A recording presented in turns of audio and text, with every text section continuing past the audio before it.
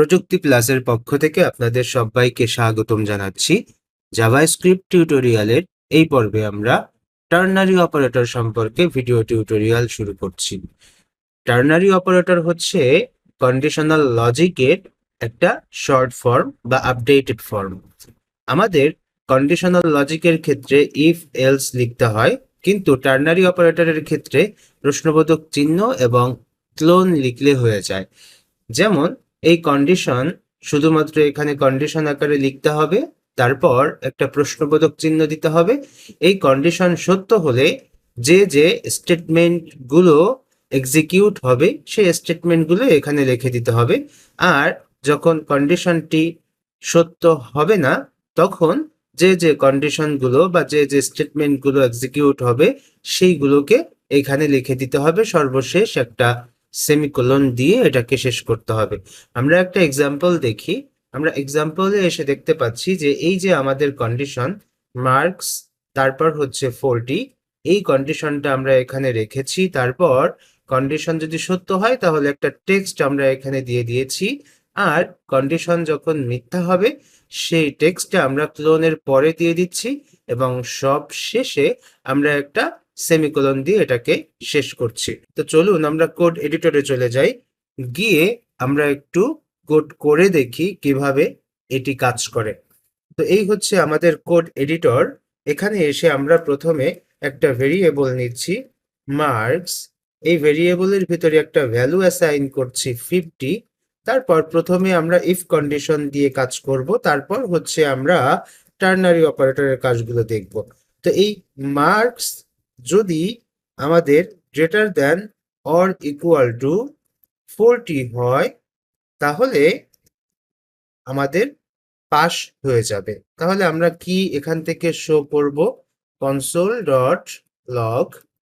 আমরা এখানে এসে বলে দিচ্ছি যে এভাবে আমরা একটা টেক্সট দিয়ে দিচ্ছি। আর এটা যদি আমাদের এই কন্ডিশনটা যদি আমাদের ফুলফিল না হয়, তাহলে আমরা কি বলতে পারি? আমরা বলতে পারি এলস। এলস এর ভিতরে আমরা লিখবো হচ্ছে কনসোল ডট লগ। লগ এর ভিতরে আমরা দিয়ে দিচ্ছি হচ্ছে এভাবে আমরা একটা টেক্সট দিয়ে দিচ্ছি। এটিকে যদি আমরা এখান থেকে রান করি, তো আমরা দেখতে পাচ্ছি ইউ আর পাস। আর এই জায়গায় যদি আমরা ছোট্ট একটা ভ্যালু দেই, তাহলে আমরা দেখতে পাচ্ছি ইউ আর ফেইলড। তো আমাদের কোড ঠিকঠাক মতো কাজ করছে। এখন আমরা এই কোডটাকে টার্নারি অপারেটরে কনভার্ট করব। তাহলে প্রথমে আমরা কি করব? এই যে আমাদের যে কন্ডিশন আছে সেই কন্ডিশনটা আমরা প্রথমে এখানে দিয়ে দিব।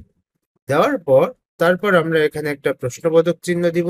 তারপর এই কন্ডিশনটি সত্য হলে যে স্টেটমেন্ট বা যে লাইনগুলোকে আমরা এখানে শো করাতে চাবো বা এক্সিকিউট করাতে চাই, কার্যকরী করাতে চাই, সেই লাইনগুলো আমরা এখানে দিয়ে দিব। তো এখানে আমরা একটা লাইন দিচ্ছি, কারণ আমার এখানে একটা লাইন ছিল এই জন্য। আর এরপর আমরা এখানে কি করব? ক্লোন দিয়ে ফলসের ক্ষেত্রে যে স্টেটমেন্টগুলো থাকবে সেই স্টেটমেন্টগুলো আমরা এখানে দিয়ে দিব। তো কপি করছি। কপি করে এই জায়গায় ফলসের যে স্টেটমেন্টগুলো আছে সেটি আমি এখানে দিয়ে দিচ্ছি, এবং সর্বশেষ আমরা একটা সেমিকোলন দিচ্ছি। দেওয়ার পর আমি এখানে সেভ দিচ্ছি। এখন আমি এটিকে রান করব।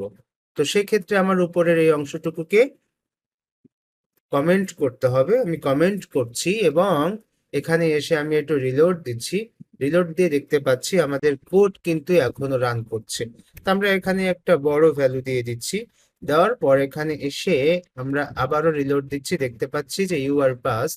আবার আমি যদি এখানে ছোট্ট একটা ভ্যালু দিয়ে দিই, দিয়ে যদি আবার আমরা এখানে রিলোড দেই, রিলোড দেওয়ার পর আমরা দেখতে পাচ্ছি ইউ আর ফেইলড। সো আমাদের কিন্তু সুন্দর করে কাজ করছে আমাদের কোড। তো এই কারণে আমরা বলতে পারি যে আমাদের যে কন্ডিশনাল লজিক আছে সেই কন্ডিশনাল লজিক থেকে টার্নারি অপারেটরে কিন্তু আমাদের লাইন কম লাগে। তো এই হচ্ছে আমার আজকের ভিডিও। আগামী পর্বের আমন্ত্রণ জানিয়ে আজ এখানেই শেষ করছি। আল্লাহ হাফিজ।